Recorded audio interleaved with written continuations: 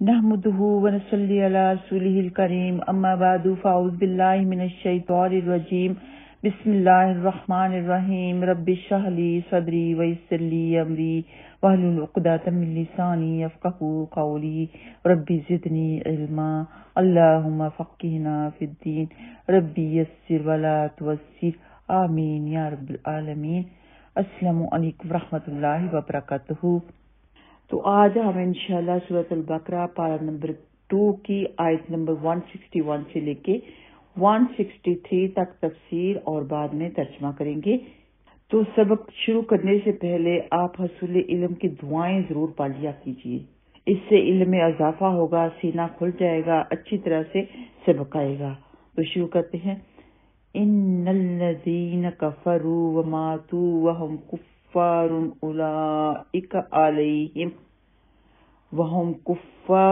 اولئک علیہم لعنۃ اللہ والملائکۃ والناس اجمعین خالدین فیہا لا یخفف عنہم العذاب ولا هم ینظرون وإلہکم الہ واحد لا الہ الا هو الرحمن الرحیم۔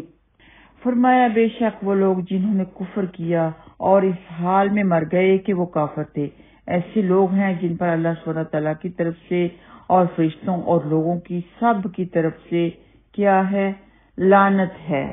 ان پر کبھی رحم نہیں کیا جائے گا، ہمیشہ کے لیے ان پر کیا؟ لعنت۔ ہمیشہ کے لیے آگ میں رہنے والے ہیں، کبھی ان کا عذاب ہلکا نہیں ہوگا، کبھی ان کو مہلت نہیں دی جائے گی۔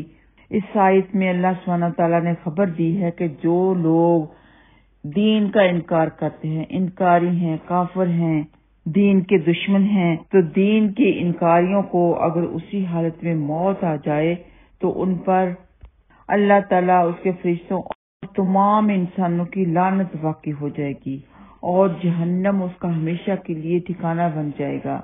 نہ عذاب میں کمی ہوگی اور نہ اللہ اس پر نظر رحمت ڈالے گا۔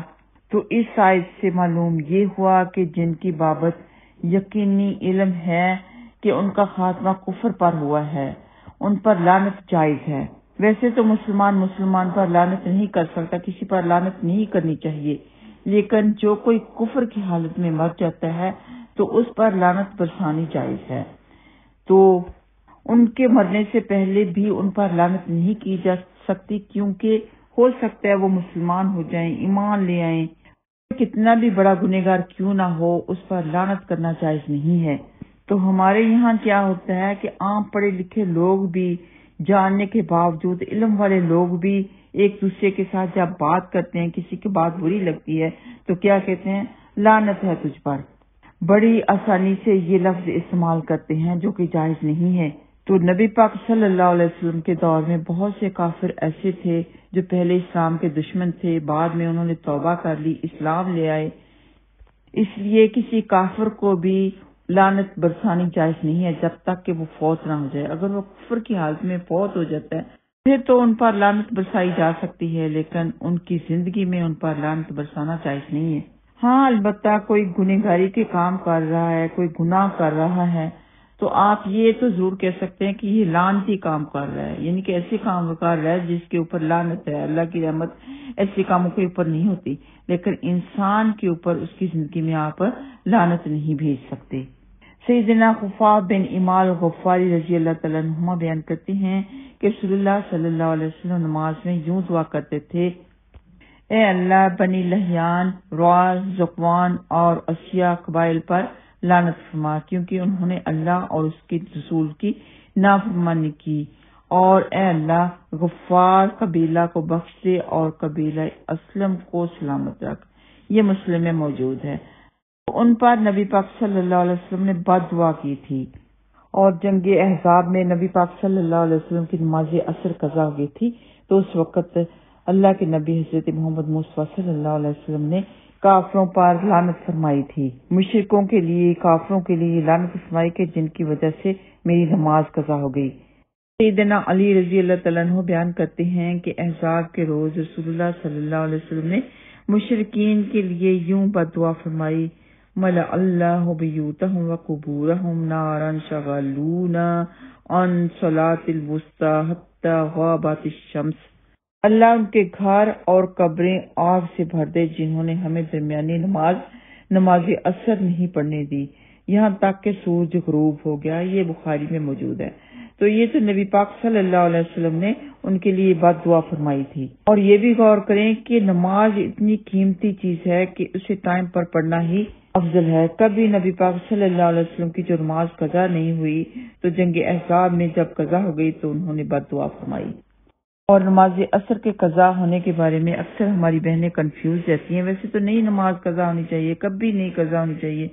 بہت بڑی مجبوری کی وجہ سے اگر آپ کی نماز عصر قضا ہو جاتی ہے تو نبی پاک صلی اللہ علیہ وسلم نے سورج غروب ہونے کا انتظار کیا، اس کے بعد پہلے نماز عصر ادا کی، بعد میں نماز مغرب ادا کی۔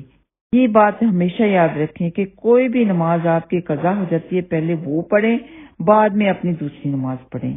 تو فرمایا کہ ایسے لوگ جو کفر کی حالت میں مر گئے ان کا انجام کیا ہوگا؟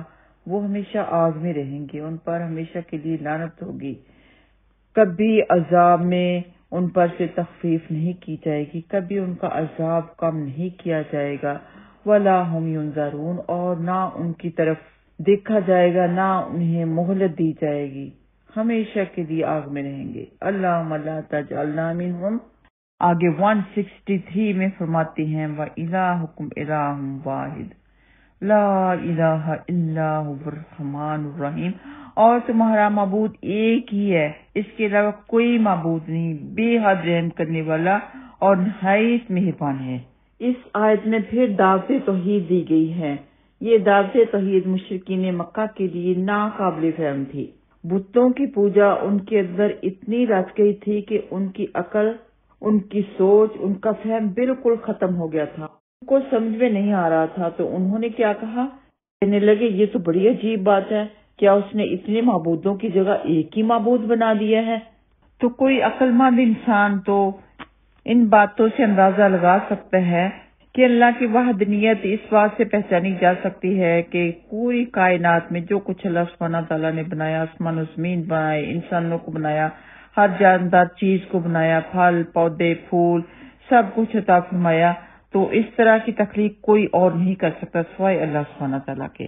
اور ان کے بعد والی آیات میں انشاءاللہ تعالی ہم پڑھیں گے کہ اللہ سبحانہ تعالیٰ آگے کھول کھول کر دلائل بتا رہے ہیں کہ کیوں وَإِلَٰهُكُمْ إِلَٰهٌ وَاحِدٌ لا الہ الا هو الرحمن الرحیم، کہ کیوں معبود تم سب کا ایک ہی معبود ہے، کے سوا کوئی اور معبود نہیں ہے جس کی عبادت کی جائے، صرف اور صرف اللہ سبحانہ تعالیٰ کی عبادت کی جائے گی، اللہ کو واحد مانا جائے گا۔ تو لفظی ترجمہ کرتے ہیں، ان بے شک الذین، وہ لوگ جن لوگوں نے کفر کیا، وماتوا، اور وہ سب مر گئے، اور اس حال میں کہ ہم وہ سب کفار کافر تھے، اولئک، یہی لوگ ہیں کہ علیہم ان پر لعنت اللہ، اللہ کی لعنت ہے، والملائکۃ، اور فرشتوں کی بھی، اور الناس اجمعین، تمام لوگوں کی بھی، خالدین، وہ سب ہمیشہ رہیں گے، فیہا، اس میں، لا یخفف، نہیں ہلکا کیا جائے گا،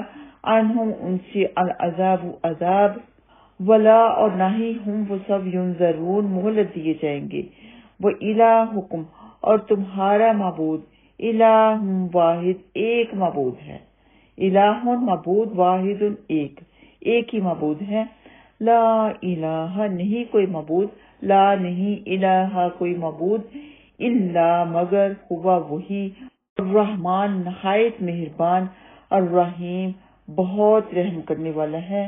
وآخر دعوانا ان الحمد للہ رب العالمین۔